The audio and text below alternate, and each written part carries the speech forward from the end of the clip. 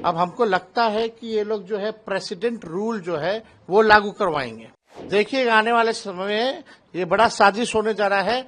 बिहार में मोदी जी जो है प्रेसिडेंट रूल लगवा करके, राष्ट्रपति शासन लगवा करके सारा कमान अपने हाथ में लेने वाले हैं। ये कितना बड़ा मुद्दा है। ये गरीबों का अधिकार छीना जा रहा, वोट का अधिकार छीना जा रहा है और इलेक्शन कमीशन मिल नहीं रही है पॉलिटिकल पार्टी से। हम पूछना चाहेंगे भाई और क्या करें।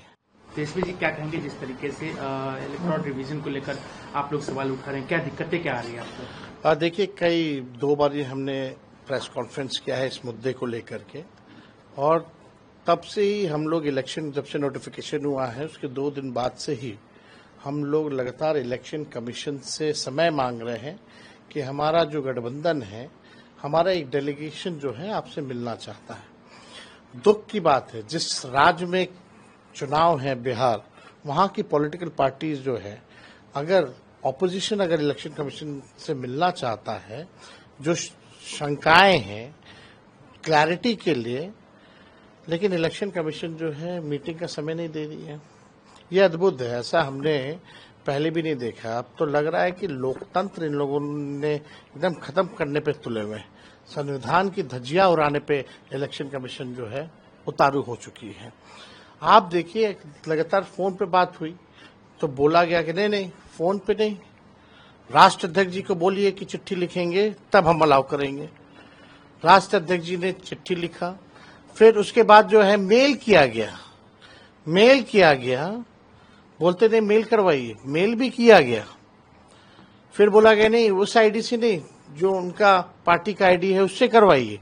सारे ही मेल आईडी से हमने मेल भी करा दिया और ये चिट्ठी है लालू जी ने खुद जो है ये चिट्ठी आज फिर लिखा है इलेक्शन कमीशन को और अब इलेक्शन कमीशन अभी तक जो है मेल का रिप्लाई तक नहीं आया है।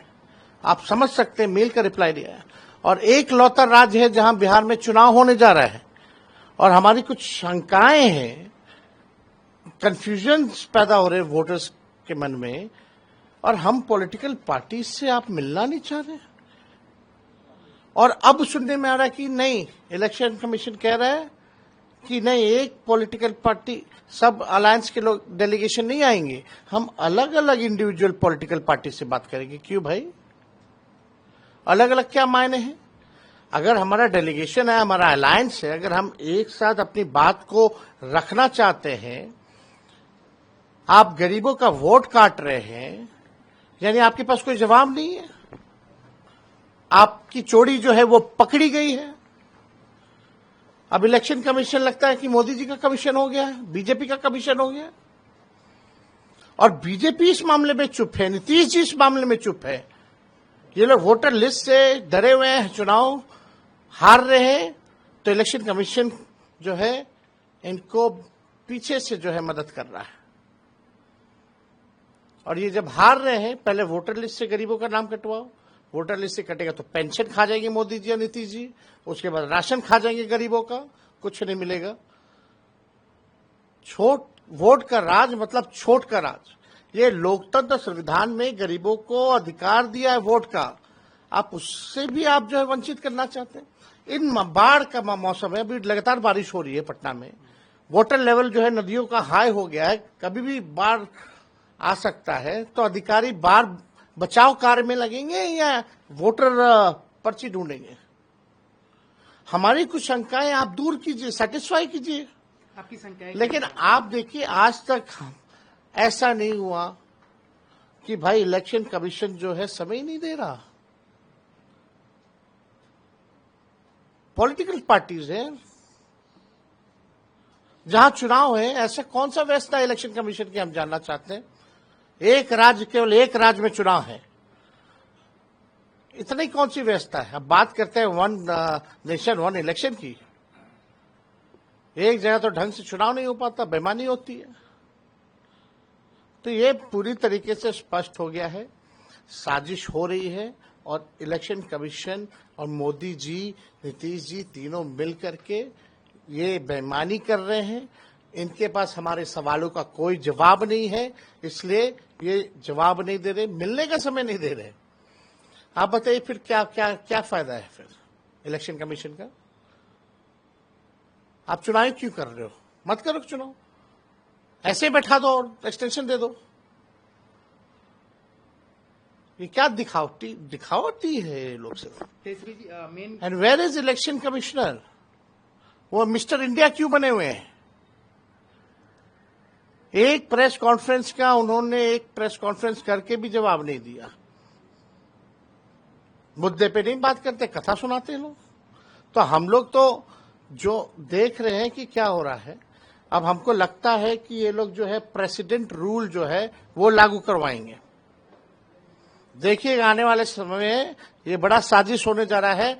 बिहार में मोदी जी जो है प्रेसिडेंट रूल लगवा करके, राष्ट्रपति शासन लगवा करके सारा कमान अपने हाथ में लेने वाले हैं।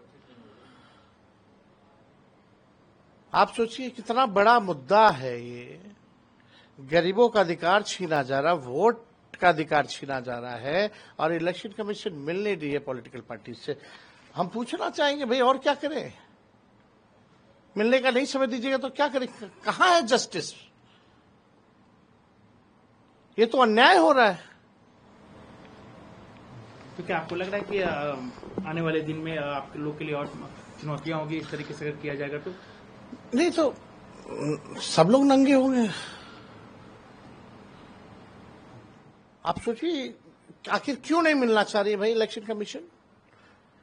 एक सिस्टम है, एक ढांचा है, एक स्ट्रक्चर है। इंडिपेंडेंट बॉडी सिर्फ अब कहने के लिए हुआ है, बाकी सारा बीजेपी का गुणगान गाते हैं ये लोग। आरएसएस और बीजेपी के ऑफिस में कार्यक्रम बनता है इलेक्शन का, वोटर लिस्ट वहां तैयार होता है और बस शेड्यूल भी वहीं तैयार होता है और बस इलेक्शन कमीशन घोषणा करने के लिए और कुछ करने के लिए नहीं है। मोदी जी हो या बीजेपी के कई नेता कितना बार चुनाव में धर्म के नाम पे गंदी गंदी भाषाओं का इस्तेमाल किया है। आज तक इलेक्शन कमीशन ने प्रधानमंत्री या गृह मंत्री या उनके जितने चिंटू पिंटू हैं उन पे कोई कार्रवाई नहीं की है। ऑन रिकॉर्ड में कह रहा हूं।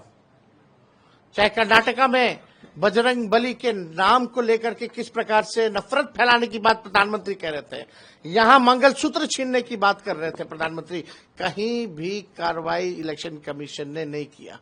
चुनाव के दिन, वोटिंग के दिन प्रधानमंत्री रोड शो करते हैं, प्रचार करते हैं, कोई कार्रवाई नहीं की जाती है। Election commission has become a puppet.